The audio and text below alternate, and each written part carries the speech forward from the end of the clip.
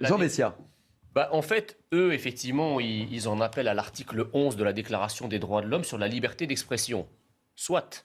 Mais le problème, c'est qu'ils ne le font jamais pour personne d'autre. Il ne me semble pas que LFI se soit exprimé quand le compte Twitter de Donald Trump a été supprimé, ou même quand mon compte Twitter à moi, il y a un an, avec 200 000 abonnés, a été purement et simplement supprimé. Je n'ai pas entendu les gens de la LFI, qui sont des députés, s'émouvoir de toutes ces censures qui frappent effectivement des personnalités qui ont le malheur d'exprimer une autre opinion que celle du logiciel majoritaire. Bon, ça c'est la première chose. La deuxième chose, c'est qu'ils récusent le terme d'islamo-gauchisme.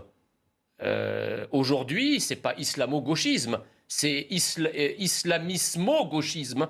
C'est-à-dire qu'en fait, ils couvrent toutes les nuances de l'islamisme et de l'islam radical. Puisque là, en fait, en refusant de retirer des contenus à caractère manifestement terroriste, d'apologie du terrorisme ou de menace de provoquer un acte terroriste, ils disent qu'il faut le laisser. Mais c'est un vrai scandale. Non, mais personne Qu'est-ce que ces gens-là défendent au juste? Est-ce qu'ils cherchent à caresser un électorat qui se félicite bruyamment et régulièrement, par exemple, d'un certain nombre d'attentats islamiques en Israël sur la toile? Est-ce qu'ils cherchent à flatter cet électorat-là, y compris la frange la plus radicale de l'électorat musulman en France? Est-ce qu'ils donnent des gages à cet électorat-là?